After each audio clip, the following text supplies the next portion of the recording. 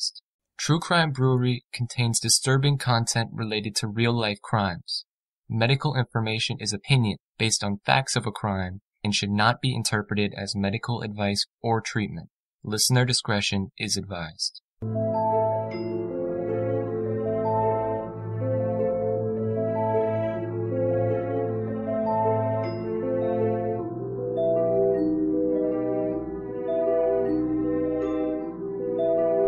Sacramento police are still looking for a boarding house manager they say literally dug an early grave for some of her tenants. Police say her motive was simple: money. Very rancid, sometimes sweet, sickly sweet odor. Definitely something dead. Will McIntyre says he knew something didn't smell right next door. But he and others who had complained had no idea their neighbor's backyard had become a cemetery. Crews pulled a fifth body from a shallow grave today. Wrapped in a sheet, police couldn't tell if the victim was male or female, but they believe it's a former tenant of this boarding home, one of the 8 elderly people who lived here and was recently reported missing. The woman believed responsible for the deaths is 71-year-old Dorothea Puente, who had a previous record of stealing from the elderly after doping them. Authorities now suspect the woman killed at least 5 of the tenants and continued to cash their Social Security checks. She was seen at the boarding house early yesterday, hours after the first body was found in the backyard. Police today tried to defend their actions of questioning Puentes, but not arresting her. Do you think it was a mistake for you guys not to follow her? No, ma'am. She was free to go. I have no more right to follow her than I have a right to follow you. You have to understand that. Nobody wants her in jail worse than I do, people, but I'm going to do the laws. It's very important that we do not ruin the consent to search. Police did arrest this man, 59-year-old John Mccauley, a friend of Puentes and a resident of the home. Authorities believe Mccauley helped Puentes dig the graves. He was booked this afternoon in the Sacramento County Jail on an investigation of accessory to murder. Tomorrow, the digging continues, with less than one half of the yard uncovered. Police don't know what else they might find.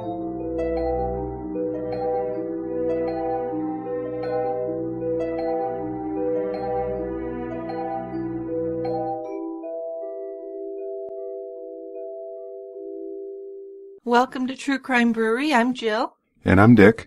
There are vulnerable people in society who the rest of us have a moral obligation to protect and defend from those who would take advantage of them or abuse them. Of course, we often fail with this, but when someone dedicates their life to helping these people, who society has basically cast out, it's an honorable thing. This is a person we can all admire as selfless and kind. We may even overlook some ominous signs of exploitation. Dorothea Puente ran a boarding home for disabled and elderly people who had nowhere else to go. Many of them were mentally ill and incapable of caring for themselves. She came across as maternal and selfless, cooking and cleaning for her boarders without any complaint. But she did have a temper, and she had a criminal history. The crimes in Dorothea's boarding house were shocking and heinous, so much so that she would earn the moniker House Landlady. It would take time for anyone to notice the missing tenants and to connect the horrible, sickly sweet odor of decomposition to their disappearances. Today we're finding out how Dorothea Puente became a thief and a serial killer, and how she got away with murdering the people who depended on her, while cashing their checks and spending their Social Security benefits on clothing and booze. We're calling this episode Tales of a Death House Landlady, because we can, and because I think it neatly sums up this story. Yes, it does. So this crime, or crimes, occurred in Sacramento, California. Now, I had this great recommendation from Roberta to review a Sacramento beer, so I have one called Mccauley's Imperial Peanut Butter Chocolate Cream Porter, brewed by Track 7 Brewing Company in Sacramento. And I think the title, or the name of the beer, says it all. Imperial Peanut Butter Chocolate Cream Porter. That covers it. Sounds pretty delicious. It actually is fairly good. Oh, good. So I will preface this by saying I'm not a big peanut butter and beer fan. It is an odd combination. But this worked pretty well. So it's an American porter. It's a Coca-Cola color, with a nice head that rapidly fades. And the aroma is peanut butter and milk chocolate. Bam. Then the taste is milk chocolate first, little vanilla cream, and it is nutty, but not as much as you got from the aroma. And there's a nice sweet finish. This is a medium-bodied beer, pretty enjoyable to drink. It's only 7.3% alcohol by volume, so it's not a killer. Try it. I think I like the 7% range. You know, 'cause 4 or 5, it doesn't seem like it's quite enough alcohol sometimes. But then once you get up like 8, 9, 10, then you need a nap afterwards. Well, not always. Well, maybe not you. Yes. Okay. Well, let's open it up and go down to the quiet end. All right, let's do it.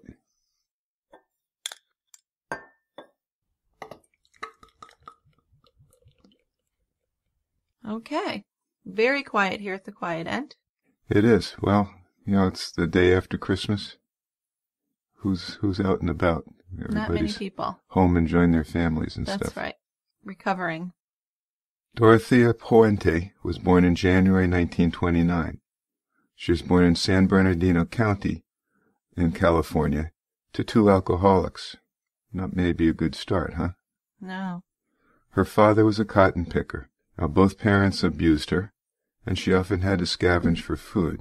Her father died when she was 4. I think he had tuberculosis.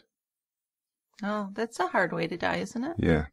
And then 2 years later, when she was 6, her mother died. So she went to an orphanage until relatives from Fresno, California, took her in. The remainder of the family had lost track of her early on. After the orphan children were split up, Dorothea was shifted from household to household. When she was 15, she moved with her oldest brother and his wife to a small house in Napa, a small charming town in California's not quite yet famous wine country.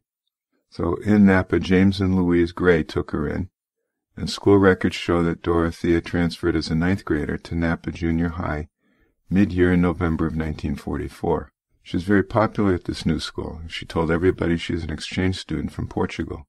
English was difficult for her, she said, so she had to have her homework translated every night. But she bragged to the kids that she was a math whiz, able to solve problems that stumped even Einstein. She was a fascinating new member of the school, and quickly caught the attention of the school newspaper. So this is kind of, I think, a typical thing that kids would do, teenagers, right? Really? You're in this new school, you got to play yourself up a little bit. Oh, but this is so extreme. Well, this isn't normal. To say that you're from another country and English is hard for you, that's pretty extreme. I don't think too much. Really? But I like the part about doing math problems that stump even Einstein. Yeah, I think that's really kind of a sign of someone who has some issues. A compulsive liar, if nothing else. Again, I think she's just trying to establish herself at the new school. Well, sure, but that's pretty desperate and extreme. That's extravagant, though, isn't it? Yeah, totally. The school principal read the newspaper and read about this new exchange student, and they, of course, knew that Dorothea was not from Portugal, and they were alarmed with how easily she'd created this whole new persona. They called her brother's wife to tell her that Dorothea needed counseling. But this suggestion really fell on deaf ears, and soon Dorothea was gone. She left abruptly in January of 1945, less than 3 months after she entered the school. Now back in Los Angeles, she stayed with a sister's adoptive family for a few months and enrolled in Garfield High School. Then she quickly switched to Whitney High School, which she attended until the next June. But Dorothea would never actually graduate. At 16, she ran away and traveled north to Olympia, Washington. Now part of the time she was scooping ice cream and she called herself Sherry. The rest of the time she and a friend were sharing a motel room, working as prostitutes.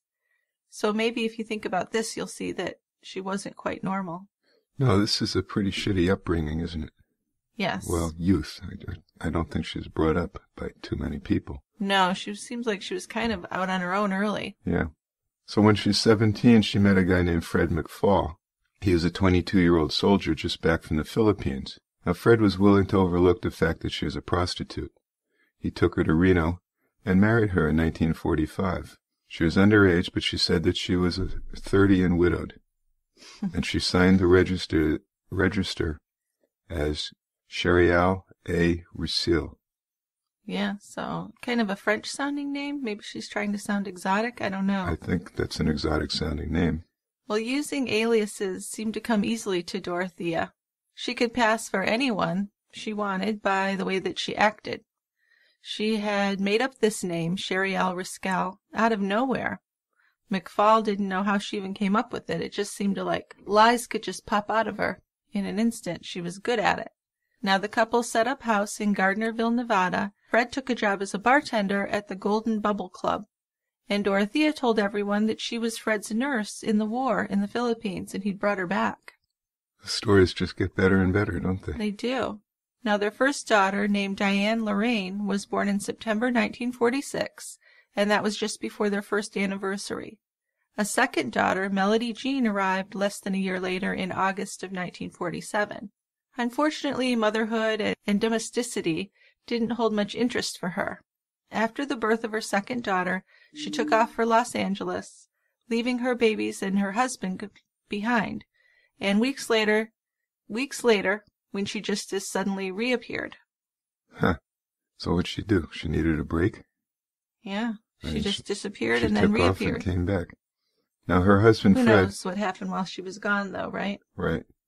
Her husband Fred died of a heart attack within another couple years. So she's without work, without job, right? As far as I know, she didn't work. She has 2 kids. She was always scamming, though. Yeah. So for money, she would forge checks. But she got caught and was sentenced to a year in jail. She was paroled after 6 months. Soon after she got out, she was impregnated by a man she barely knew and gave birth to a baby girl who she had to give up for adoption. So this just gets better and better. One of her daughters from Fred went to live with her paternal grandmother, and the other one was put up for adoption as well. Free of her children, she began a larcenous shopping spree in Southern California, and she was arrested. She pleaded guilty to 2 counts of forgery, 1 for writing a fictitious check, and she served about 4 months in jail that time. So she's not even 20 years old, or just about 20? Yeah, about 20. And she's been in jail twice. Yes. Already. Well, she started lying and doing crimes at a very young age, and it seems like maybe it started out to survive. You can almost feel some sympathy there at that point. Yeah, but not at this point. No, once she's 20, you don't feel sorry for her anymore? No. Okay. I mean, I think at this point, she certainly should know right from wrong. Well, did she give up her kids and then go out write these checks, or was she trying to write the checks to support her children and then she lost her children? Because that would make it different for me, the way I look at it.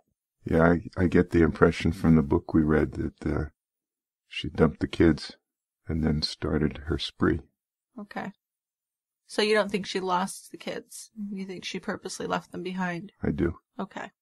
All right, well, there was a psychiatrist who interviewed her in jail, and he believed that her crimes were brought on by a compelling need to buy clothes and reestablish her own self-esteem. He determined that she was not a true criminal, but rather a situational offender, which nowadays I think that term has kind of gone by the wayside, situational offender, because we're all in situations. I mean... We are, aren't we? Yeah. So it's really hard to say. Yeah, this was a few years ago. But of course she turned out to be a true criminal. Yeah. Now she got 3 years probation after she served her 4 months in jail. And she skipped town 6 months after her probation started. She had left her probation officer with a phony forwarding address. So there she is in the wind. Yeah, but that was easy to do back then, I would imagine. There's no computer trail. There isn't. It's much easier Plus, to do that. How much are they going to look for? This is pretty low-key crimes.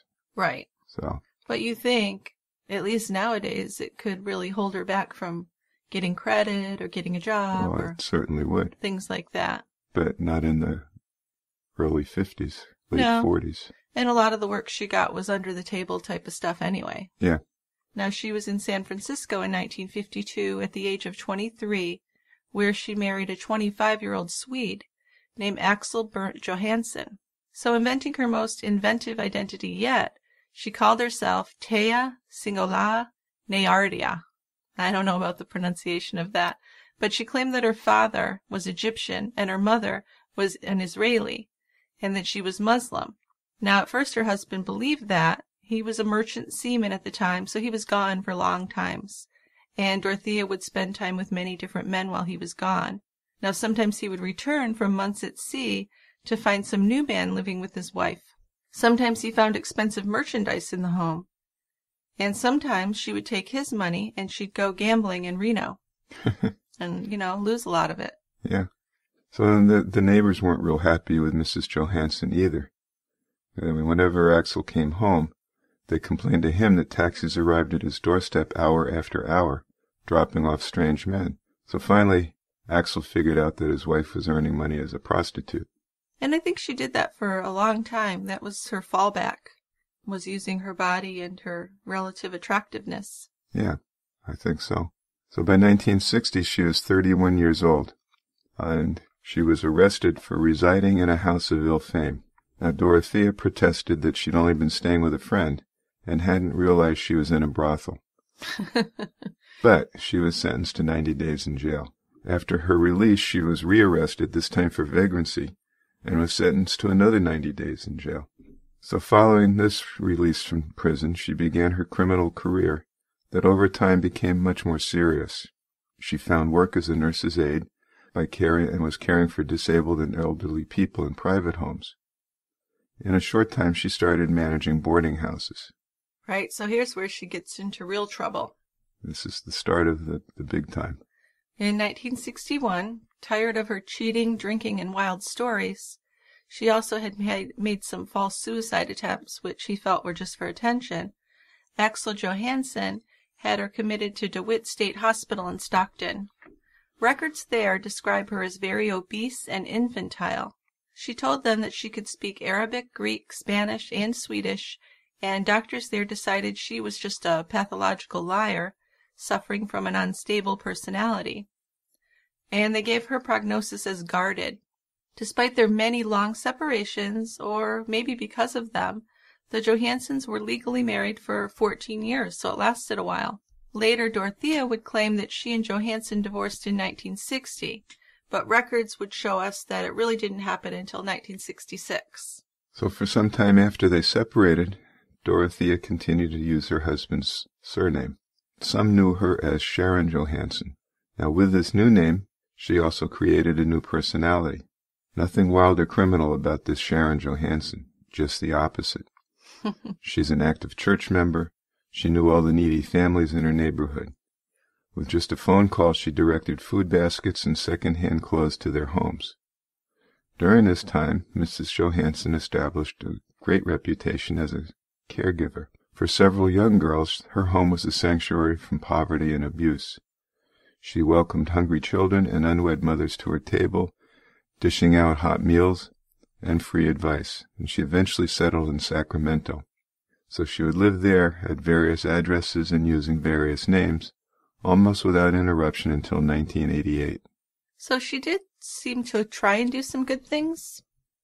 Yeah, at least at the beginning. Yeah. Although maybe that was all part of the scheme. I don't know, because even towards the end, when she was a serial killer, she seemed to justify it to herself. And maybe she felt these people, their lives just weren't worth living to her. She had a lot of justifications that were really sick. Yes, that's for sure. Yeah. Well, in 1968, she'd been divorced a couple years. She's 39, and she married a much younger man, 23-year-old Roberto Jose Puente. This third marriage may have been the first time Dorothea was the one being used. Some said that Roberto married her for her money and American citizenship. They'd barely settled into their new Sacramento home when neighbors began hearing them screaming and throwing things, and after just 16.5 months, they separated. Charging that young Roberto had treated her with extreme cruelty and had wrongfully inflicted grievous mental and physical suffering, Dorothea filed for divorce. She wanted the house and a 1967 four-door Ford Galaxy, but Roberto took off for his native Mexico, thwarting her attempts to have him served with divorce papers. In 1974, he came back, and attempts to rekindle the relationship didn't go very well. In January of 1975, Roberto refused to move out or pay her any rent, so that's when she filed a restraining order against him. This was a tempestuous relationship, wasn't it? At best, yes. Yeah. So despite the difficulties between the two, Dorothea continued to use Roberto's surname. Now, Dorothea Puente ran a Sacramento halfway house for alcoholics. Following this, she shifted her attention to running a huge, elegant 3-story boarding house at 21st and F Streets. This was the white mansion that she would boast about for years. She furnished the house with furniture donated from the Seventh-day Adventist Church and kept it spotless. Even her tenants, pretty much down-and-out alcoholics and homeless mentally ill, were kept clean and tidy. So everyone considered her a wonderful resource for the community. Dorothea networked with all the agencies. She had AA meetings in her parlor. She steered the indigent towards Social Security benefits and away from alcohol. In the words of one person who knew her at the time, Dorothea knew how to get things done. So she was a smart person. Very clever. Devious. Devious is a good adjective. Yeah. But yeah, I think when we read about the fantastic lies she came up with, there had to be some basic intelligence behind all that. Right. Right? Well, and just imagine the kind of confidence it takes to try and pull that off. I mean... No kidding. Almost to the point of craziness, I guess. My father's Egyptian. My mother's Israeli. I'm a Jew. Yeah. Or I'm a Muslim. Wow. Yeah. She was always learning, especially when Dr. Carl Drake came by once a month to the boarding house to look after her renters. Dr. Drake found it convenient to make his diagnoses in the kitchen, and he'd write out prescriptions at her table. Dorothea would sit close by watching, and she kind of took over the medication management for her residents. Each day she'd dole out each tenant's pills in little Dixie cups. And it seems like this kind of power really kind of overcame her, and she started medicating them kind of willy-nilly however she wanted. Like if someone's being a pain in the ass, she's just going to give them a little extra antidepressant or whatever would make them sleepy. Right. But she was polite to Dr. Drake. Yeah, but maybe less polite to some of the boarders. Well, she had a temper. Yes, she did. She became widely known in Sacramento's Hispanic community as a Mexican-American philanthropist, even though she's not Mexican. But that was the facade she presented. She did. So this identity supported her as a socially active member of the Hispanic community. And she befriended a charismatic man named Francisco Suarez, and she helped him start his weekly Spanish-language newspaper, La Semana News. Soon she was seen at Mexican-American fundraisers and having her picture taken for the paper. She did pick up some Spanish, she spent a lot of money, and she became known as La Doctora. So kind of powerful at that point. Yeah, I mean, I think this is kind of the height of her fame. I don't know if I'd call it fame, but... Well, this is the point where she's very well regarded in the community. Yeah, maybe local fame, yeah. And she's doing what sounds like good work. It does, yeah. At 47, she set her sights on husband number 4. She was sweet on one of her tenants, and this was a handsome 51-year-old laborer from Puerto Rico named Pedro Angel Montalvo. Some of these names are just musical. I like them. She told him that she fell in love with him as soon as she saw him, and they got married in 1976 in Reno, which was like her favorite place to get married, I guess. Number 4. Now, speaking of marriage, let's talk about weddings and wedding planning, because our sponsor today is Zola, the wedding company that will do anything for love. Sure. Zola's really reinventing the wedding planning and registry experience to make the happiest moment in couples' lives even happier. Zola has everything you love about your favorite department store, plus cool new things like honeymoon funds, fitness classes, wine subscriptions, and so much more. Zola has over 500 brands and 50,000 gifts, experiences, and funds, and it's easy to use. They have a top-rated app for iPhone, iPad, and even your Apple Watch. For the less tech-savvy relatives and guests, they have a very friendly customer service team who's happy to walk Grandma and Aunt Lorraine through the registry process. Over 300,000 couples have used Zola so far, easily managing their registries from wherever they are. Best of all, your Zola registry automatically integrates into your Zola wedding website, which allows guests to seamlessly shop and get all your wedding details in one place. It's a brilliant idea. It is. So our niece is getting married in the spring, and we were lucky enough to use their Zola wedding website to see pictures and plans and to purchase her shower gift. It was easy to navigate, and the selection was amazing. Having their wedding site and their registry so seamlessly intertwined really gave me the whole vibe of Melinda and Nate as a couple and made me excited for their wedding. I was able to really pick and choose what I wanted to give, so I bought them some wine glasses, but then I was also able to contribute to their honeymoon expenses, because you can kind of pick and choose. That's the great part of it. To sign up for Zola and receive a $50 credit towards your registry, go to zola.com/brewery. That's Zola, ZOLA.com/brewery to sign up for a $50 credit towards your registry. Back to Dorothea, the marrying woman. So on her marriage license for this fourth marriage, Dorothea listed her mother's maiden name as Puente. She also claimed that this was her second marriage. Now, a couple lies there, huh? Yeah.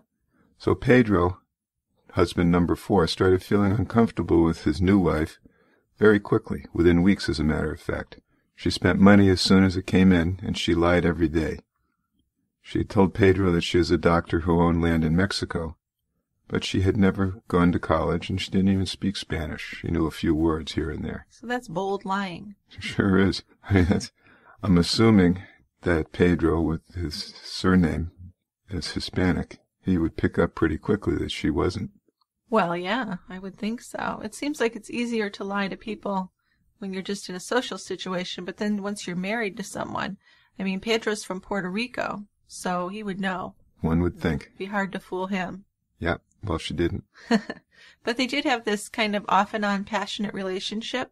It only lasted a year. Afterwards, she said she was through with marriage. She'd have boyfriends now and then, but she wanted to be on her own. She was taking benefit checks that came in the mail for her tenants. She was forging their signatures, signing the checks over to herself, and then depositing the money into her account. I don't think you're supposed to do that, are you? No, and I'm not sure where it was going. I mean, she would claim it was to take care of people, but obviously there was some selfishness and misuse there. Yeah, but she was still actually taking care of people. Yeah. Well, toward the end of 1978, she was caught and she was convicted for these crimes, apparently cashing 34 federal checks illegally. Her sentence was relatively light, 5 years probation and $4,000 restitution. So we're up to the early 80s now. Late 1981, Dorothea entered one of her favorite bars, a place with a rounded exterior topped with a neon cocktail glass called the Round Corner Tavern. Inside, she met Harold Monroe and Harold's new wife, Ruth. Now, they seemed to be a nice couple, and they invited Dorothea to join them, and she and Ruth got talking. Ruth was 61. She'd been out of work since leaving her job at a pharmacy, and she was ready to try something new. The owner of the Round Tavern was interested in leasing out the restaurant section. Ruth wanted a partner to run a restaurant there with her. So if they leased the restaurant, she and Dorothea would have minimal startup costs. So this is not a good person to get into business with, and Ruth wasn't very cautious about it at all. Boy, it doesn't sound like that. I mean, no. You go into a bar and you meet this couple and you're immediately planning on becoming partners in a restaurant? Yeah, but I think that Dorothea must have been very convincing. She was a con woman. Well, because a lot of people fell for it. That's true. So it's hard to say with people like that. They seem like they're able to convince people of pretty much anything. Dorothea said that this was a great idea, and she said that Ruth wouldn't have to cook. She would handle the kitchen. Well, why not? That sounds like a good deal. She's cooked for her boarders for years. Right. So she knows how to do that. Mm-hmm. But Ruth was the one with the car, so she'd go out and handle the supply runs. The thing was that Ruth had to keep withdrawing the money for her share of the investment and handing it over to Dorothea, and they're in this exciting business, but Dorothea's not really contributing any money. She did work hard. She worked in the kitchen there just about every day, and she was cooking more than just hamburgers. Yeah, she's cooking the books. Right. She's robbing Ruth blind, really. The restaurant business was faltering, she told Ruth, and she just kept telling her she needed more capital to keep the business going, and Ruth kept giving her more and more money, either for the business or even personal expenses. But the bills are coming in, and she's not really paying them. She's complaining to Ruth. So eventually, thousands of dollars of Ruth's money is just gone with nothing to show for it, because they're leasing the building. Right. So she really doesn't own anything for her money. Nope, they're not getting anything in return. No. So early 1982, Ruth's husband's In early 1982, Ruth's husband was diagnosed with terminal cancer. He had to stay in a hospital, and Ruth was living alone. Now, in Ruth's great time of need, her friend Dorothea made a very generous offer. One of the boarders was moving out, Dorothea said, so why don't you just move in with me in the boarding house? It would be less expensive than staying in that big house all by yourself. So Ruth moved in. Bad thing. Well, it turns out to be a bad choice, doesn't it? Yeah. I guess Ruth's children weren't that involved if they weren't noticing all that was happening here. No, it doesn't sound like it. Now, when they did come to visit, which wasn't often, they were startled to find that their mother, who didn't drink, would have a glass of creme de menthe in her hand. And she'd say to her kids, well, Dorothea gave this to me to calm my nerves. And she also looked kind of tired and pale, but Dorothea would just kind of usher them out of the house, assuring them that she was taking care of her. And she said, I used to be a nurse after all, so just trust me. Well, there's a new occupation.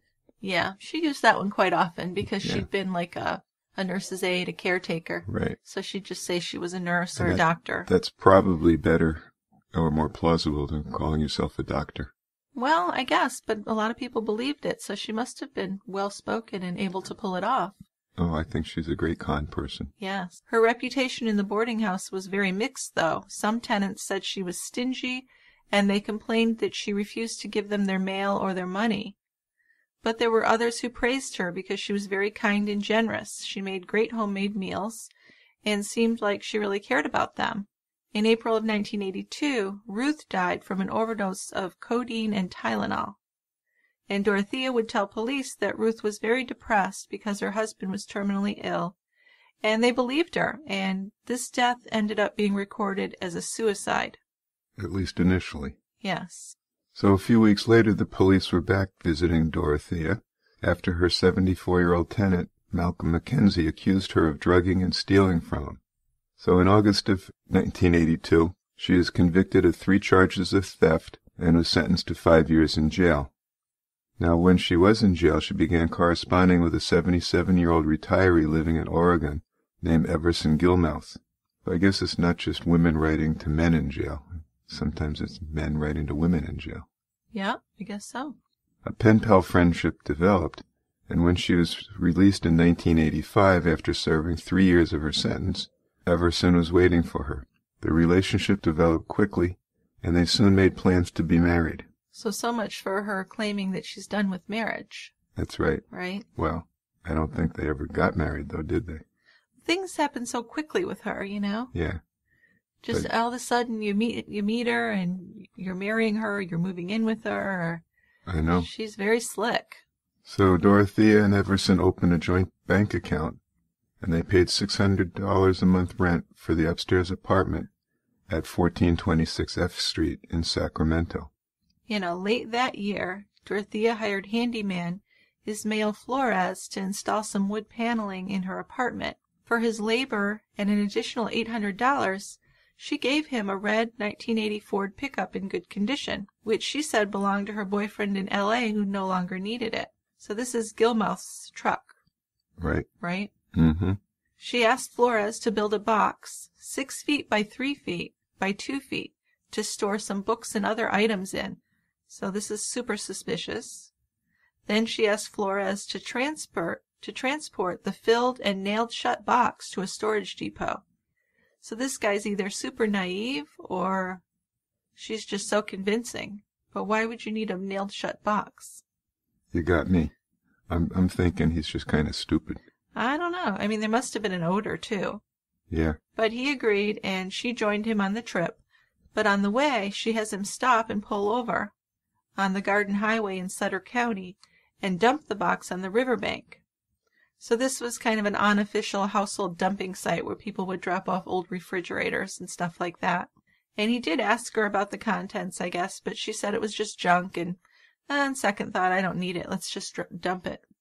Which makes no sense if you have him build the box specially and then drive off and say, oh, let's just dump it here because I've decided I don't want it. Yeah, I know. It's so suspicious. But he complied. He did. And, he must have known something was up, right? I got to think he was complicit. Yeah, at least somewhat. Maybe just, for the truck and the money, he was willing to not think about it or not look into it, right? Yes. Yeah. So in January 1st, actually, New Year's Day, 1986, a fisherman found the box sitting about 3 feet from the bank of the river, and he called police. Investigators found the decomposed and unidentifiable body of an elderly man inside. Meanwhile, Dorothea is continuing to collect Everson Gilmouth's pension, and she's writing letters to his family explaining that the reason he had not contacted them was because he was ill. She continued to maintain a room and board business, taking in 40 new tenants. Now, it wasn't that big of a house. No. So some of these tenants weren't living very long. No. Is that right? Right. This is starting to happen. There's some turnover here. Yes, which people don't know about. So she's collecting more checks than there are live people there.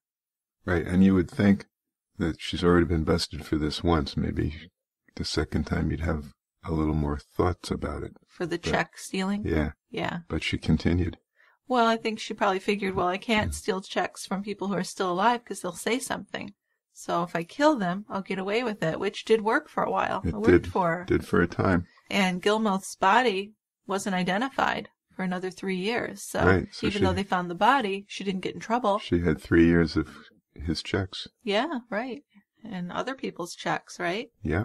Because she's continuing to take in these tenants, and she was becoming more and more popular with local social workers because she was the rare person who was willing to accept some tough cases, including drug addicts and tenants who'd been physically abusive. Now, she would go and collect their monthly mail before they saw it, and she would pay them stipends. So she'd give them like an allowance for their expenses, and she'd take the rest. During this period, parole agents went and visited her. Now, she'd been ordered to stay away from the elderly and to stop handling government checks. But for some reason I am not able to figure out, there were no violations ever reported on this. I mean, that's maybe not mind-boggling, but it's just a curious thing. Well, I just wonder if it's this whole grandma persona that she played so well. Yeah, that's an idea. People aren't going to be suspicious of She was this sweet little Grammy type. Right, exactly. Little old white-haired grandma. I know. She pretended to be older than she actually was. And I think that was all part of the con. Yeah, I think so. Now, back when she did that other boarding house, she was kind of a big, heavy lady with dark hair. And then now she was this tiny little gray-haired lady. That's right. So someone did connect her to, was it Sharon Johansson, the name she went under at the other boarding house? Yes. And there was a social worker who was making that connection, that she was the same person, but other people weren't really believing that. They didn't listen to her. No. But she knew that this woman, this Johansson woman, had been stealing money at least. Mm-hmm. But other people, I think they just wanted a place to take these people that was hard to find a place for. Yeah. And she was, after all, providing a service. Right, exactly. So one of Dorothea's tenants was a guy named John Sharp. Now, unlike many of the other tenants, his vice was poker, not liquor. He didn't have much in common with the drinkers of the house. Now, he liked to stand outside and converse with Ben Fink and Ben's younger brother Robert, who often visited Ben there. Now, Ben wasn't a bad guy. He never really bothered anybody. And though his room was just a thin wall away, Sharp didn't spend much time with him. He knew Ben was a heavy drinker, and he could hear him coming and going. Each month, after he got his benefit check, Ben would go on a major drinking binge until the money ran out. Which is a pretty normal pattern in that situation, I think. It is. But in spring of 1988, things did change. John heard Ben Fink come to the back door, and he heard him fumbling with his keys. John's door was open, and he saw a bleary-eyed Ben staggering with his hand wrapped around a bottle in a paper bag. That wasn't super unusual.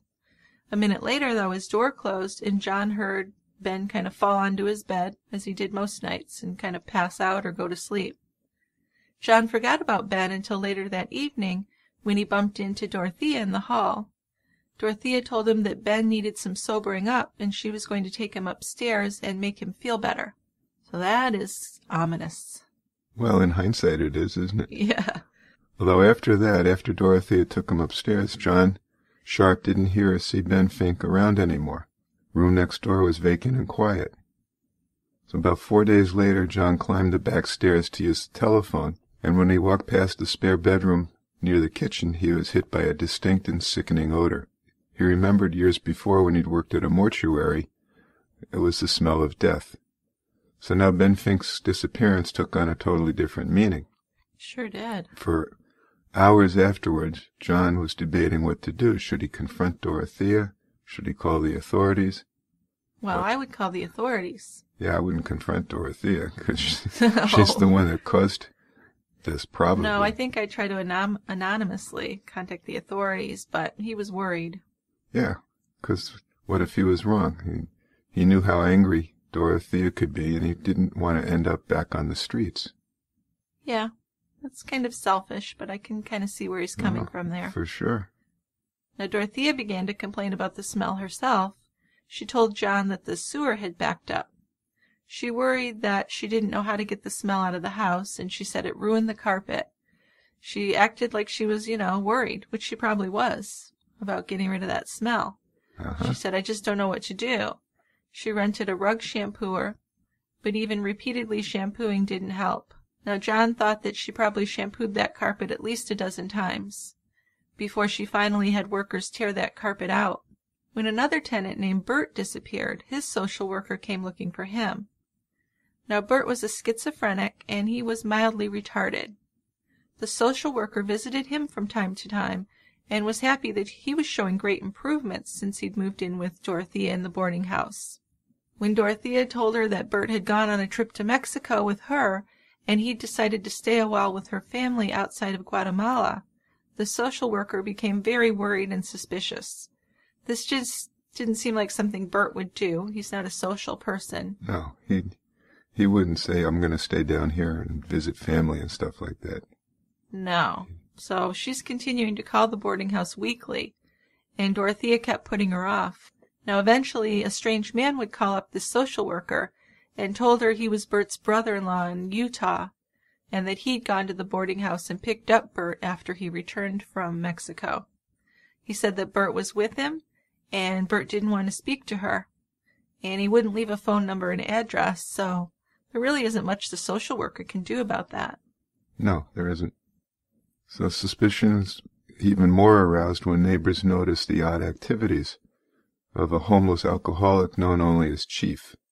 Dorothea said she had adopted Chief as her personal handyman. She had Chief dig in the basement and cart soil and rubbish away in a wheelbarrow. At the time, the basement floor was covered with a concrete slab. Chief also took down a garage in the backyard and installed a fresh concrete slab there as well. And then mysteriously soon afterwards, Chief disappeared. So, the thing about this is, she didn't even own this house, right? She was renting. That's what we're told, but she's doing an awful lot of work on it. She's doing these major renovations and digging, and then Chief, the main guy who's doing it, just disappears. Right. It's very suspicious. Well, we're starting to see kind of a pattern of boarders disappearing. Yeah, but it's just taking so long for anyone to notice because these are kind of the remnants of society. These are marginal people. Yeah. So you're not necessarily going to notice that they've disappeared. Right, she's really preying on the most vulnerable people there are. Right. So in November 1988, things begin to unravel. Police are looking for one of Dorothea's tenants, Alvaro Montoya, who had disappeared. Alvaro was a developmentally disabled schizophrenic whose social worker had reported him missing. So their police are investigating.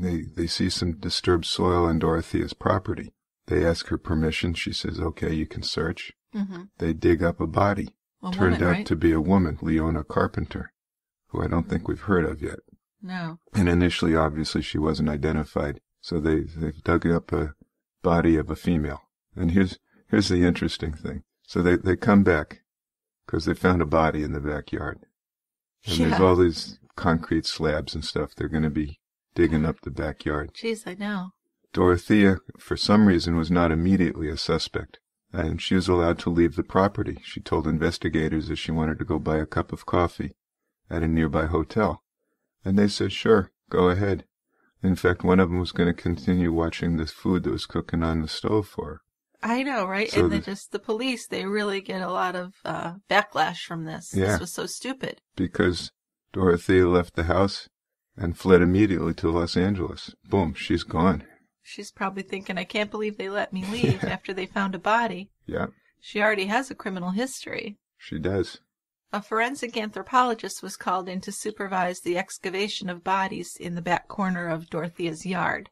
So Dr. Hegler, a very practiced eye, identifies areas where slight changes in the color and texture of the soil indicated recent digging. Plants had been uprooted, and here and there topsoil had been removed. He scooped dirt away from patches of fabric. Now crouched at the base of a newly planted tree, he was using a metal probe, testing the surrounding area for resistance. Then he would begin flicking away little pieces of soil with his brush. He enlisted the help of a coroner's investigator and some others, and this spot became their focus. With shovels they scooped earth away, and then they would use small hand trowels when they got closer. They got down to the more meticulous things. They ended up finding 6 more bodies, and they had all been wrapped in layers of material before burial. So at first they're finding little pieces of fabric. They found these little pieces that looked like leather, which would end up being flesh that had come off of the bodies. Because they were all pretty mummified. Yeah, different degrees of decomposition, right? But they were all wrapped. Now they didn't tamper with them at the site. With protocol, they were tagged, photographed, and sealed in white plastic body bags and taken to the morgue for autopsy. Police found it really hard to imagine that little old Dorothea Puente maneuvered these dead bodies into the ground by herself. We're making the assumption that it would be pretty hard for a woman of her small size to carry these bodies, Lieutenant Enlow said to the press. So with Dorothea on the run, finding an accomplice became one of their top priorities. When Dorothea's tenant, John Mccauley, arrived back at the house, he was first confronted by reporters. He loyally defended his landlady. He said, "She's helped people out. She's taking them in. She has let them stay there for a couple of days without even paying." But soon police learned that Mccauley had returned, and they challenged him, demanding to know, "Where is Dorothea?" Now he claimed that he didn't know. He said that she was probably still at the Clarion Hotel. So the police rushed over to search, but of course she wasn't there. In the meantime, she allegedly had phoned Mccauley and told him to run. Police arrested the 59-year-old Mccauley, though, as an accessory to homicide. And they felt happy, well, at least we've arrested somebody, because we are going to get a ration of shit for letting her go. And they did. They certainly did. So many people were demanding to know whether Bert Montoya's body had been one of those retrieved from the yard. Yeah, he had a social worker that really cared about him and was bringing it up all the time. Now, there wasn't much said about the news that the coroner's office was trying to match the 7 remains with as many as 25 former tenants. Again, these are people on the outskirts of society, so it's tough to keep track of their comings and goings. So except for, though, a few murmurings of concern, there's a strange silence regarding the identities of most of the others. It's as if no families remain behind to miss them and to demand answers. These people died unwanted and unloved. It's really tragic. So who were these 7 people, and why did they die? The coroner's office was proceeding with their inquiry. The autopsies of the badly decomposed bodies filled the air there with a putrid odor. And I just can't imagine the work they had to do identifying these victims. Oh. I mean, they worked in shifts. You'd have to. The 2 forensic pathologists had to cut, weigh, and observe for clues, every little bit of these bodies. The disintegrating clothes suggested whether a body was male or female, because otherwise they couldn't tell. The bones of the feet were sometimes inside the shoes, and they were overtaken with insect larvae. But the laces would still be tied in bows, which made kind of a certain irony there. Yes, isn't it? Dr. Anthony found one corpse so mummified that it resembled a large parchment-like mass of beef jerky, were his words. That's a horrible image. It is. With such advanced decomposition, he couldn't find much soft tissue. The internal organs, individually unidentifiable, were removed as a solid mass. But they did manage to send some tissue samples of the brains off for toxicology tests. And Dr. Anthony autopsied a white male adult who was wrapped in sheets of plastic and sealed with duct tape. He was clad in dark short pants, boxer shorts, and dark socks. He had been about 5'8" tall, 40 to 60 years old, brown hair, brown eyes, a mustache, and no teeth. Criminalists live by the rule that criminals always leave behind a calling card, a rapist's pubic hair, a shooter's bullet, a burglar's footprint. During this slow, meticulous work on the autopsy table, there is a signature for Dorothea's victim being identified. Each of the bodies had been wrapped and buried in essentially the same way.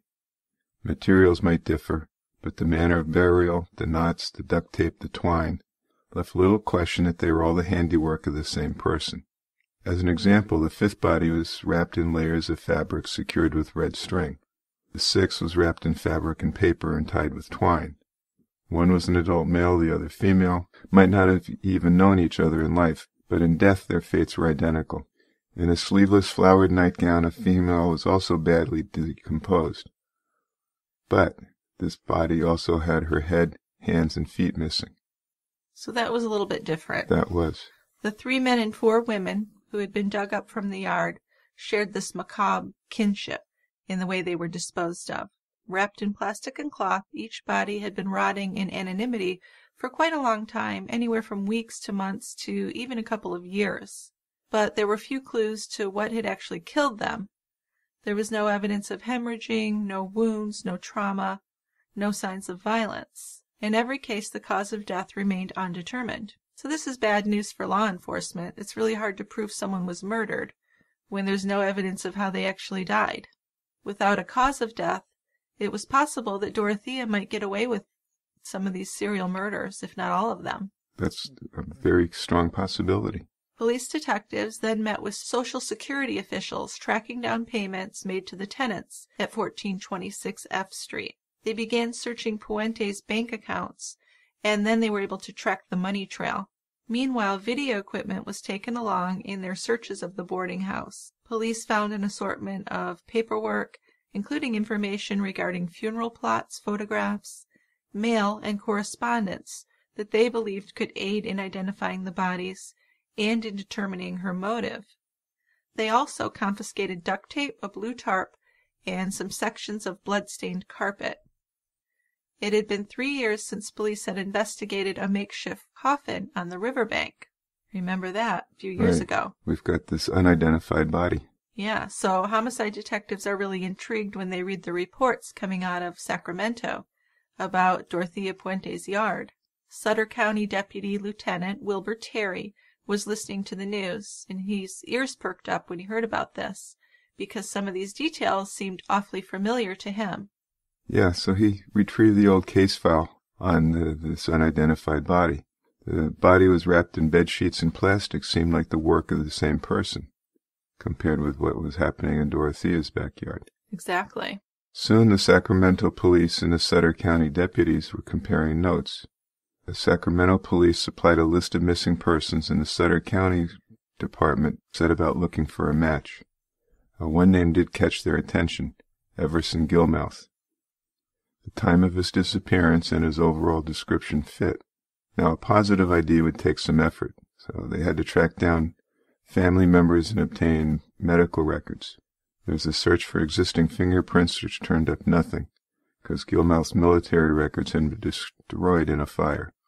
And the Department of Motor Vehicles in Oregon, unlike California, did not register fingerprints. I didn't know that any Department of Motor Vehicles Me registered either. fingerprints. Now, eventually they were able to accumulate enough for an identification. X-rays showed that, like the corpse in the box, Everson Gilmouth had lost the tip of his right thumb. Reba Nicholas came down from Sweet Home, Oregon. This is Everson's sister. She knew for certain that it was her brother who was dead, though he hadn't been unearthed from Puente's yard, as she suspected back in November when she'd phoned the Sacramento police, but she was more convinced than ever that her brother had been killed by Dorothea. She told the reporters Everson said that Dorothea would take care of him. Well, she did. She certainly did. Sacramento police ran Everson through their computers, and the DMV files did have a lead. Though Gilmouth's body had been found on January 1st, 1986, records showed that his red Ford truck had been sold in July 1987. So the name on the bill of sale was Ismael Flores. This is a big breakthrough. It is. Now 2 detectives went to question him, and he seemed very nervous. He admitted he knew Dorothea Puente. He'd once done some paneling at her house, he said. He even admitted that he'd bought the Ford truck from her, but he claimed to know nothing about Everson Gilmouth. But finally it did come out that Dorothea had once hired him to build this large wooden box. Police arrested him on charges of being an accessory to murder, and it was almost a fluke that 46-year-old Flores was apprehended as Dorothea Puente's accomplice. The trail connecting him to her was cold, and it had been nearly forgotten. Still, no one was claiming that he had helped her bury anyone. His involvement didn't leak him to the 7 bodies in her yard at all. Now reporters and television crews swarmed the courthouse as Flores was arraigned, and the media reported that Puente's assistant had been arrested. They had evidence and witnesses who saw the box being taken out of her house and saw him driving away in the pickup with the box. So that was helpful. That was. So Dorothea, remember, had been on the lam. Yes. She ended up in Los Angeles, and she's staying in a hotel under the name Donna Johansson.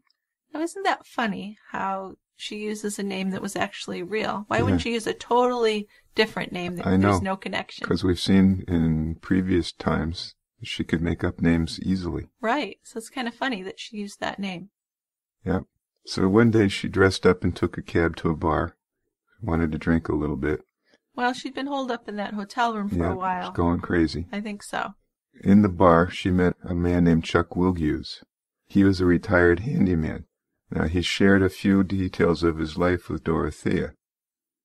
No family nearby, few medical problems, quiet lifestyle, and a fixed income. Donna seemed to take a genuine interest in his problems. She even suggested that she could help him increase his Social Security benefits, somehow seeming to know exactly how much disability he should receive for his back problems, tuberculosis, ulcer, and hernia. Well, she's very experienced in making the most of these payments. Yeah. So Chuck's initially pretty excited about this, but he gets back to his house or his apartment, and he's starting to feel a little bit uncomfortable. While he was initially flattered by her attention, he saw on the TV news that she resembled the person that they were looking for in Sacramento. And I think she seemed just a little too interested in his disability and a little too knowledgeable to be normal. I think so. So maybe that perked up his attention, but I think he really didn't want to believe it was her. He didn't, because he wanted to believe that she was really going to help him. Yeah. But, now, and I'm not sure what this whole thing is about, but Chuck was afraid to call the police or confront Dorothy. So he ended up calling the Los Angeles Bureau of CBS. And this was a guy named Gene Silver, who was the news assignment editor. Yeah, so he talked with Chuck on the phone for a while, and Gene began to think that the sighting was actually for real. He went to Chuck's apartment, bringing with him photos of Dorothea to have him confirm her identity as the woman he'd met in the bar. So after that, Chuck was pretty sure it was her. He wouldn't say 100%. But he did say he'd made plans to meet her again the next day. So Gene Silver, he gathered up a camera crew, and he made a call to the police.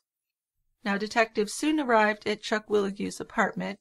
He told them what he knew, yet he was still unable to believe that this charming, very ladylike, he called her, friend could be Dorothea Puente's. He even asked that they delay the arrest of her for just one day because he had this date with her, and he said he wanted to keep the date. That's fun. But police didn't want to wait that long because they thought they might lose her again. Well, I would hope so. They've already blown it once. No kidding. Well, this is Los Angeles policemen. So they knocked on her door at a little after 10 o'clock that night. When she looks outside and sees the officers and a camera crew. So Dorothea stalled. She identified herself as Donna Johansson. But when police asked for proper identification, a driver's license in her handbag revealed the name Dorothea Montalvo and her address as 1426 F Street in Sacramento. So she's handcuffed, and she's wearing the same pink dress and red coat that she'd worn in her flight from Sacramento. And she got taken into the patrol car. So we're going to send her back to Sacramento. So before he loaded a frail-looking Dorothea Puente into the waiting plane at Hollywood Burbank Airport, Sacramento Police Sergeant Jim Jorgensen turned to reporters and said, "In 23 years of law enforcement, I've found that nothing is beyond the realm of believability when you're dealing with human beings." During the flight, she sipped coffee, and she did submit to a short interview. Yeah, this is another interesting story. Yeah. So I guess the Sacramento police are trying to figure out a way to get down to Los Angeles to pick her up. And the news station chartered a jet. So the police are going down to pick up Dorothea, as well as news people. That just boggles the mind. It is unusual, I guess, huh? Yeah. Yeah. So she was questioned, right? Yeah, but not by police. No. She wasn't given her Miranda rights or anything like that. So she was questioned by a reporter named Mike Boyd, and she softly admitted, "I cashed checks, yes, but she maintained I have not killed anyone. But she did make the statement, I used to be a very good person at one time." A few hours later, Dorothea was booked into the Sacramento County Jail. Police took her purple leather purse that contained a wallet, a California driver's license, a watch, a notepad, and some stamps. She also had a sealed plastic envelope that contained over $3,000. So she traded that nice red coat and pink dress for an orange jumpsuit that said Sacramento County Jail across her back. Now later that morning, looking tired, pale, and kind of confused, she was brought into a packed courtroom in front of Judge John V. Stroud. She looked vulnerable and small, standing next to assistant public defenders that were assigned to her, Peter Vautlin and Kevin Climo. Her trial was moved to Monterey County, California, on a change of venue motion filed by Climo and Vautlin. The actual trial began in October of 1992, and it ended about a year later. The prosecutor, John O'Mara, was the homicide supervisor in the Sacramento County District Attorney's Office, and he called over 130 witnesses. O'Mara argued to the jury that Dorothea had used sleeping pills to put her tenants to sleep, and then suffocated them, and hired convicts to dig the holes in her yard. Well, they did find quite a bit of medication when they searched the boarding house. There was. Yeah. A lot of Dalmane, an old-time that is a sedative, hypnotic. Major sedative. Yeah. I remember once I cut my eye on a piece of wallpaper and I went to the ER, and the doctor gave me one Dalmane pill and said, "Take that tonight so you'll be able to sleep." And did you sleep? No, because I actually dropped it behind the stove in the kitchen and I never got to take it. But he told me this will just knock you out for the night. Anyway, just a little interesting story. I've just always believed Dalmane is like super serious sedative. It is, and it's not made anymore. No. So. Yeah, a lot of those good drugs just aren't made anymore, are they? So the jury deliberated over a month and found Puente guilty of 3 murders. They could not agree on the others. Now the penalty phase of the prosecution was highlighted by her prior convictions. The defense called several witnesses that showed that she had a generous and caring side to her. Mental health experts testified about her abusive childhood and how that had motivated her to help the less fortunate, which is something that she did. At the same time, they agreed she had an evil side, brought on by the stress of caring for her down-and-out tenants. So I don't know why that would be brought on by stress to be evil. To me, that's a stretch. That's not something that's legitimately connected, in my mind. No, but they're doing their job. Oh, sure. They need to do that. But I'm just not buying it. Nope, you're not. No. So O'Mara's closing argument ended with, "Does anyone become responsible for their conduct in this world? These people were human beings. They had a right to live. They did not have a lot of possessions, no houses, no cars, only their Social Security checks and their lives. She took it all. Death is the only appropriate penalty." Well, Kevin Climo, one of the defense attorneys, responded by focusing on Dorothea the child and Dorothea the caregiver. After several days of deliberating, the jury was deadlocked 7-5 for life. The judge, Michael J. Verga, declared a mistrial when the jury said further deliberations would not change their mind. Now, under the law, Puente received life without the possibility of parole. She was incarcerated at Central California Women's Facility in California, and for the rest of her life she maintained her innocence, and she insisted that her tenants had all died of natural causes. And she just buried the bodies? I guess so. Okay. Now, if they had a mistrial, how does that work? Well, the mistrial was on the sentencing phase, and they couldn't agree on a death sentence. I see. So that's all that was. So then the judge just decides if that happens? Under the law, she was convicted of murder, so Mm-hmm. she received the sentence of life without parole. So you just can't give death without it being unanimous. So Yes, it defaults to life in prison? it certainly does. Okay. I don't think a lot of people wanted to put her to death. It's hard to do to this little old grandma, even though she was super evil. Yeah, but I mean, how old? She was 60 at the time. Yeah, she was claiming to be like 80. She was Yeah. 59. She claimed to be in her 70s or something like that. Yeah, so I can probably see why you don't want to vote for death for an elderly person like that. Yeah, but why? Just because she'll die soon? Yeah, and Well, you that's figure, not really a reason. we'll just put her in prison for the rest of her life. Well, I would think that way anyway, because I don't agree with the death penalty, really. It doesn't seem to do Well. any good, but... And when did she die? She died in 2011 in prison. She was 82, and it was from natural causes. She wasn't shanked or anything. Yeah. She Wow. probably had a pretty peaceful life in prison. Maybe they have don't they have like nursing home centers in the prison for elderly people? Yeah, something. I think they So separate them. She served like 20 years Yeah, of her sentence. right. Okay. So she served a while and died. Yep. Now, a lot of the information we got for this podcast, we got from a book by Carla Norton, so I just like to give her credit. And her book is called Disturbed Ground, The True Story of a Diabolical Female Serial Killer. And if you're interested in finding out more about the case, I think that's a good place to look. It was a very well-written book. Well, let's get right to feedback. Okay. I have a couple responses to the most recent episode we did, Unleashed Rage, The Killing of Betty Gore. That's the story of Candy Montgomery, who chopped up her friend. It's an incredible story. It is. Yeah, we had a lot of responses to it. We just picked out a couple. So this first one is from Deanna. She says, like many listeners, I was stunned that a jury decided Candace Montgomery was acting in self-defense when she hacked Betty Gore to death with an axe. The fact that a 9-woman, 3-man jury of reasonable people decided the mother of 2 young children was not guilty of murder is just incomprehensible to me. After the podcast, I kept thinking, well, a convincing defense attorney and incompetent prosecutor can get anyone off.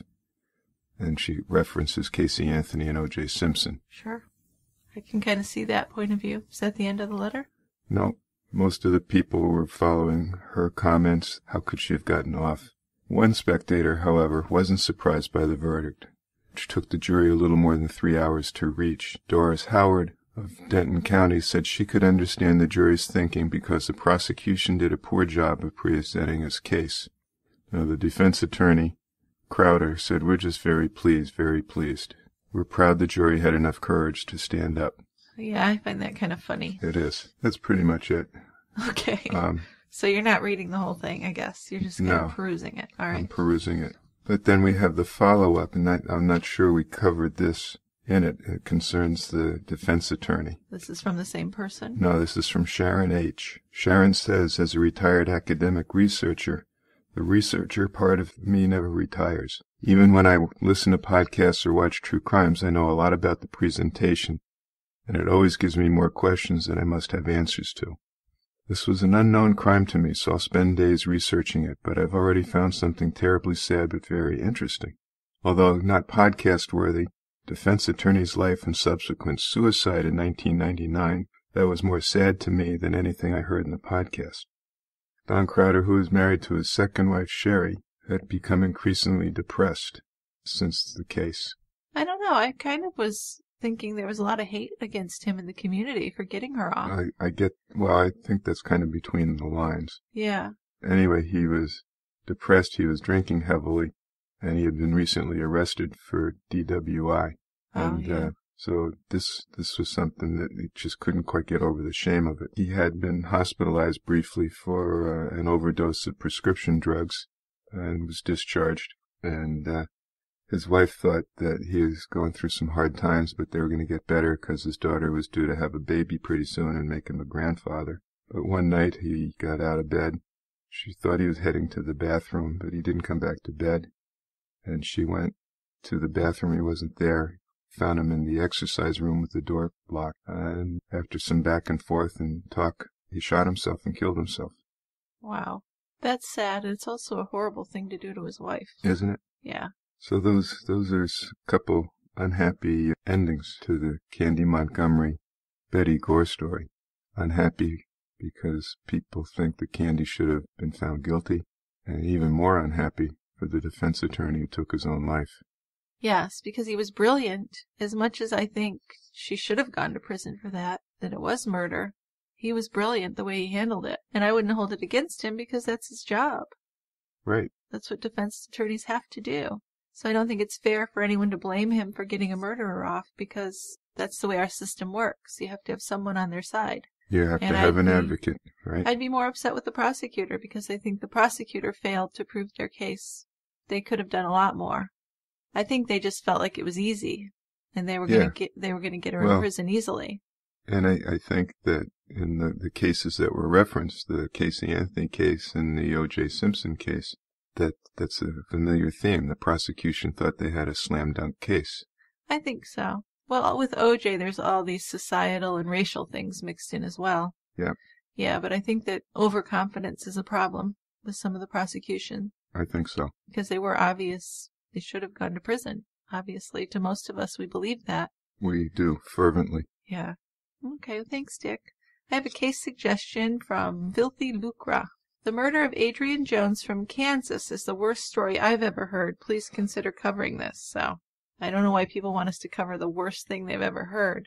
I don't either. But and this is bad. This is really bad. This is Adrian's father, Michael Jones, was sentenced to life in prison with no chance for parole for 25 years in the death of his son, Adrian. Testimony showed that the child had been tortured, repeatedly beaten, and starved by the father and the child's stepmother, Heather Jones, and then his body was fed to pigs. I don't know if we'll cover it or not, but he did take a plea, it looks like. I don't know. It looks like he's looking for a new trial. Okay. So we could look into it more. That's just a summary of it, but it is horrendous. When it's someone's parent or something, that just, to me, is unbelievable. And also, for some reason, when it's a woman, I find that stunning that his stepmother would have anything to do with that. Although I know there are evil women out there, but there's a lot of evil. I know. Just your description. I don't think I'd have the stomach for doing that. Yeah. It's just horrible. Well, it's another one of those horrible child abuse cases. So I have a note from Nicole X about expectations, the disappearance of Kelsey Shelley. So this is the case of the woman in Colorado who found out she was pregnant, was driving from Denver to Pueblo to meet up with her boyfriend, Dante Lucas, and give him the happy news that she was pregnant, and she vanished. So Nicole X says they arrested Dante weeks ago. Now the lead detective says they're going forward with murder charges. Yay. That's what she said. So he certainly was a person of interest. Yeah. At the time of the crime. Absolutely. But they apparently didn't have enough to hold him. Mm-hmm. So he's been free all this time from the last 4 years or so. Well, I think he's been in jail for other things, off and on. He has. Yeah. They have arrested him and charged him. Okay, well, that's good news. That is. Yeah. Well, Cammie T wrote me with a case suggestion to do the Scotty Baker story. The case is similar to Kyron Horman's story, she says. Scotty's stepmom was jealous of him for a long time because he had a really good relationship with his father. In 1992, the last day before Thanksgiving break, one of his mom's friends took Scotty out of school early, around 11 a.m., and the stepmother strangled the boy while her friend was driving. And the stepmother who killed him was pregnant at this time. That's stunning. So what did the woman driving the car do? I guess she went along with it. Jeez. Seems like. I've got a little more detail on it here I looked up. Let's see. It says that 10-year-old Scotty Baker was summoned to the office at his elementary school, and this was in a poor old mining town in Manchester, Kentucky. And the school secretary, Charlotte Smith, told the 5th grader that a woman had just come to pick him up. Scotty hesitated, not recognizing the woman, but he responded happily when she gently told him she was taking him to see his father. So here's a big question in my head, why this boy was sent with someone he didn't even know. I thought there was a list of people who were allowed to pick up a child. There is. Well, that wasn't listened to. That wasn't followed, I guess. So moments later, they walked out to the parking lot together. When did this happen? 1992. Yeah, I would think. I thought so. They would have about 25 years ago. Maybe they were a little more lax about. Well, maybe a little, but I still thought you had to have permission. Yeah. Anyway, they walked into the parking lot together and got into this woman's Buick. And what Scotty didn't know was that crouched in the back seat was his father's second wife, Stephanie Baker, who was 22. Minutes later, Scotty Baker was dead, strangled by his own stepmother. In the following October, Stephanie Baker was sentenced to life in prison for his murder, and the people of Manchester, which has a population of about 1,600, could only wonder at her brutality and her motive. Now she was Baker, who just 9 months before the murder had married Scotty's father, Donnie, apparently killed the boy out of jealousy. She wanted 100% of Donnie's attention, says State Police Detective Larry Lewis. She didn't want anyone else in the picture. She wanted Donnie all to herself. Those who thought they knew her had seen no hint of such a deadly potential. She grew up in London, Kentucky, about 25 miles west of Manchester. She sang in the choir at the Community Christian Church and spent 2 years at a nearby college where she studied psychology. She met truck driver Donnie Baker in August 1991, and he was divorced from his ex-wife Ruth. Donnie shared custody of 9-year-old Scotty. When he met Stephanie, he was smitten. He said she was really sweet, pretty, and went to church. And 6 months after they met, they married on Valentine's Day 1992. And Scotty served as their ring bearer. To friends and neighbors, all seemed well. Stephanie, who worked at the Walmart in nearby London, often took Scotty to the store to pick out toys, and the two were sometimes seen playing ball in the yard together. She was as nice as she could be, recalls Dorothy Jackson, Donnie's mother. She seemed like a perfect person. Soon, though, Stephanie began feeling frustrated. Her husband's work frequently took him on the road for days at a time, and when he was home, he made it clear he wanted to spend as much time with his son as he could, and that didn't please his young bride. Now, she was 22, he was 35, so there was an age difference there. For his part, Scotty never said anything against Stephanie, and he never back-talked her. He was very aware that she was jealous, though. In July, Baker attempted suicide by slitting her wrists. She and Donnie separated and reconciled several times, but by autumn the marriage was in trouble again. I believe she thought Scotty would always be first in my life, says Donnie. She couldn't stand it. It was about that time that Stephanie got together again with Suzanne Baker, who was no relation. That's her best friend from high school. During frequent shopping trips and get-togethers in the following weeks, the women, prosecutors say, began hatching a plot to murder the boy. About that time, she confided her resentment in her diary. I don't dislike Donnie's son, she wrote. I just want to be able to do whatever I want in my own home, and I don't particularly enjoy keeping doors shut and keeping fully dressed all the time. By November, she had discovered that she was pregnant, further complicating her already troubled marriage. On November 23rd, the Monday before Thanksgiving, she spoke by telephone with Donnie, who was on the road. When he said that he was planning to drive his truck to Tennessee after Thanksgiving, she told him that she wanted to come too. He told her that sounded fine, but he had already promised to take Scotty. She wasn't happy about that, said Donnie. She would never go if he was coming. So 2 days later, Stephanie and Suzanne, disguised in a black wig, arrived at Scotty's school. Claiming to be his cousin, Suzanne signed him out of school and drove off with him in her car. When they got to an empty stretch of road, Stephanie suddenly reached into the back seat, grabbed Scotty by the neck, and pulled him between the bucket seats. As his stepmother began choking him, he kicked frantically, scuffing the air vents and breaking the gearshift lever. When she was done, Suzanne later said, Stephanie announced, "Now all my troubles are over." Of course they weren't. Disposing of the body was one detail. The women decided to dump Scotty in an abandoned strip mine and burn him, but they didn't have any gasoline. On the way to get some, they stopped at Stephanie's trailer home. And in a bizarre touch, Stephanie called Donnie's voicemail to leave a tender message. "Hi, sweetheart," she said. "Me and Alex," which was the couple's dog, "just walked around the loop, and I thought I'd call and tell you how much I miss you, and I love you next to God." She and Suzanne then returned to the strip mine, doused Scotty's body with fuel, and set it on fire. So after 6 days, Stephanie failed 2 FBI lie detector tests while continuing to maintain her innocence. Authorities decided to lean on Suzanne in hopes that she would talk. So Suzanne cracked and confessed that Scotty had been killed, but she insisted that she had been an unwitting dupe.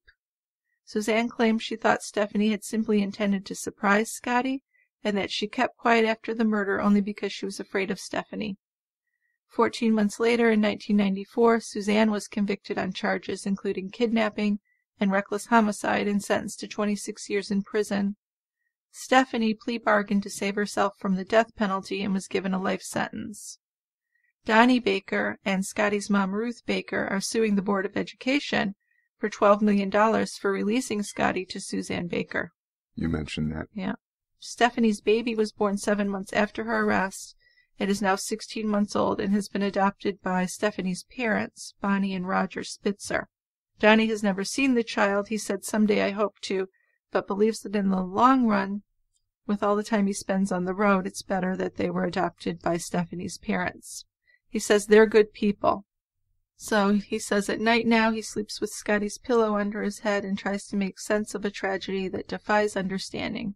No matter what happens, he said, no one will ever be able to replace Scotty. Yeah, that would be an interesting case to do, I think. Isn't it horrible? It is horrible. Yeah. Maybe not quite as horrible as the other one, but still pretty gruesome. But I would love to try to delve into. I mean, I can sort of see the thinking of the 22-year-old wife. She's just terribly immature and resents the fact that her husband's spending time with the child and not with her. Yeah, but killing a child? And then I'd love to see what her friend was thinking. Yeah, what a psycho. I mean, that's, and to claim that you were an innocent bystander, you didn't know that Stephanie was going to do what she did. Right. Wow, that just amazes me. I'd like to look into that. Well, it's interesting, the school's liability there, too. I think they're definitely liable. Yeah, I mean, I don't know when it became the norm for you to have proper ID or whatever. Well, maybe not ID, but at least to be someone, at least a relative. Who was going to be responsible for picking the child up. Right. So. Her name should have at least been on a list or something, I would think. Right. Yeah. So that's interesting. But it is a lot like the Kyron Horman case. Yeah. Which is, unfortunately, that's never been solved. No, it hasn't. She's still on the loose, yeah. So maybe we could look into that one. Definitely, yes. Okay. So I've got a note from Mary Beth W. regarding Mean Girls, the murder of Shanda Sharer. As you recall, this is the 12 or 13-year-old that got picked up by 4 girls, and they spent the next day or so beating and torturing her and killing her eventually and setting her on fire. It's one of the worst cases we've ever covered. That was bad. So Mary Beth W. says, I read both books on this terrible crime. I heard Lori is due to be released in January. Is there a petition to be signed so this doesn't happen? So we looked this stuff up. We know that Tony Lawrence, who was sentenced to 20 years, got out of prison in the year 2000. We know that Hope Ripley, who was sentenced to 40 years, was released in 2004. But then Lori Tackett and Melinda Lovelace, who were both serving 60-year sentences, as far as we know, are still in prison, and they haven't been able to find anything about Lori being released in January. No, I searched the court documents and I didn't see that, so if I missed something, just let me know. So I also have one more letter from Tiffany M. She says, hello, I'm a psychological scientist from Australia, and I am a recent convert to your show. I appreciate your calm voices and find the shows both riveting and relaxing, the ideal combination to keep people riveted. There are a few crime cases from down under that I hope you will consider covering. Serial killer Ivan Milat, the police still believe he could not have acted alone. The South Australian Bodies in the Barrel, aka Snowtown murders, the Anita Cobby murder, and the Christopher Worrell and James Miller. All of these have layers of intrigue and dark psychopathic backgrounds. Thanks for the beer reviews too. I have never been a beer drinker, however, with the almost poetic reviews and refreshing sound effects, I find myself craving a happy temptation. Oh, good for you. So, Merry Christmas, folks. Tiffany. I wouldn't describe them as poetic, but thank you. So I did look up one of those just to touch on it, which was interesting. It's the Backpack Murders by Ivan Milat, the serial killer. So this was a spate of serial killings that took place in New South Wales, Australia between 1989 and 1993. The bodies of 7 missing young people aged 19 to 22 were discovered partially buried in the Belongo State Forest. That's 15 kilometers southwest of New South Wales. And 5 of the victims were foreign backpackers visiting Australia, 3 German, 2 British, and 2 were Australian travelers from Melbourne. Milat was convicted of the murders in July 1996 and is currently serving 7 consecutive life sentences as well as 18 years without parole. So just looking at the Wikipedia and a couple basic things online, there are pages and pages on this one, and this is why I brought this one up. This might be one worth covering. Okay. Well, yeah. There's extensive information on it. 7 murders? Yep. That sounds good. Mm-hmm. Well, not that 7 murders sounds good. Sounds like it's a complex case with a lot to talk about. Right. All right, and Dick, you have one last piece of feedback for us? This is a letter from Fighting for Change, who says, my daughter worked at Washington County Jail when Brad Cunningham was there. Now, Brad's the guy who was convicted of murdering his ex-wife, Cheryl Keaton. So that was a couple weeks ago. We covered that, yeah. Bludgeoned to death and then put in a car in hopes that she would be struck by a car on the highway. Yeah, it was titled Murder Foretold, just in case anyone wants to look it up. So Brad tried to be as big a pain to the system as possible by filing dozens of lawsuits against the jail. One was against the jail for only providing regular peanut butter rather than crunchy. He filed some suits about the newspapers the jail handed out, the way somebody looked at him, or the way they touched him. Acting as his own attorney, he subpoenaed my daughter because one of his attorneys, before he fired them all, sent him an unsealed letter, and she didn't think to just seal it, but instead sent it to him with a note telling him that it arrived unsealed. She wasn't allowed to open legal correspondence, so he subpoenaed her to court to talk about it on the stand, even though it had nothing to do with his murder case. Like I said, his whole goal was to be a pain in the side of everyone else. He was also subpoenaed for the Cesar Barone murder trial, but that story is for if and when you do that murder on your podcast. Okay. Okay, we'll So keep that's that in mind. something to look up. Yeah. But it doesn't sound like Brad was any different from what we read about in the book. He was a pain in the ass. Well, he wrote a book, and Rule Deconstructed, too, right, while he was in prison? Right. And isn't he the one who also filed suits because he couldn't have pornography in the prison? He was. He was just keeping himself busy by having all these frivolous lawsuits and complaints. That's our boy Brad. Okay. All right. Thank you, Fighting for Change. Okay, so we have a couple of voicemails. I'm just going to leave the podcast playing those, and the last one will be our Christmas song again. I'm going to play that one last time. Okay. All right. So that's it for today. That's it for the last episode of 2017. That's right. So we wish everyone a happy 2018. And you know where we'll be. At the quiet end. That's right. Bye-bye. Bye, guys. Though the crimes they discuss are frightful, Jill and Dick are so delightful. The quiet end's a place to go. Love the show, love the show, love the show. The Russian Imperial stout's delicious. Casey Anthony's suspicious. Jodi Arias is a murdering hoe. Love the show, love the show, love the show. When they finally say goodnight, how I hate when the podcast is done. But as long as I hang on tight, next week there's another one. Happy holidays from True Crime Brewery. To all Christians, Islam, or Jewry, let the 12 beers of Christmas flow. Love the show, love the show, love the show.